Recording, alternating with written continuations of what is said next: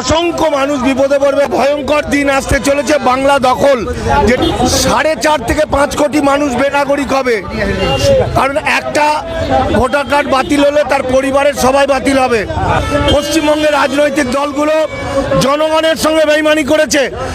কিছু বলার নেই, এখন যে যা বলেছি এখন বাঙালিদের এক হতে হবে। এবং এই 14 তারিখের পর 14ই ফেব্রুয়ারি বাংলা এবং বাঙালি দখল করার শেষ সময় আসবে। ফলত এখন বাঙালিদের সমস্ত বিদ্বেষ ভুলে এক হতে হবে, হাতে হাত মিলিয়ে লড়াই করতে হবে। প্রয়োজনে বাংলার যে এই যে হিন্দুত্ববাদী আরএসএস বিজেপি যে কোটি কোটি বাঙালিকে কৃতদাস বা দাস শ্রমিক বানাবে, নাগরিকত্ব কেড়ে নেবে, প্রয়োজনে আমাদের স্বাধীনতার সংগ্রাম করতে হবে। এছাড়া আমাদের বাঁচার আর কোনো রাস্তা নেই। এইগুলো হচ্ছে সমস্ত অজুহাত।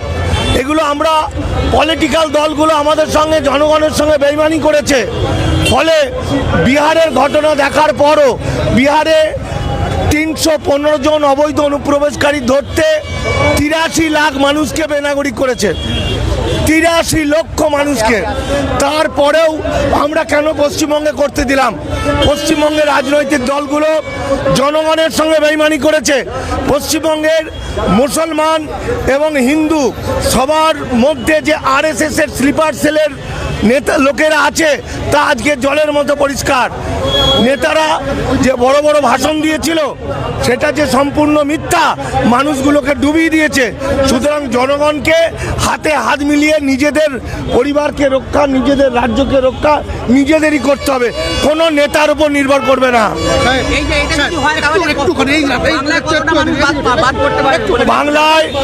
বাংলায় আগে ভাবতাম 1.5 কোটির অনেক বেশি, ফলে 4.5 থেকে 5 কোটি মানুষ বেনাগরিক হবে।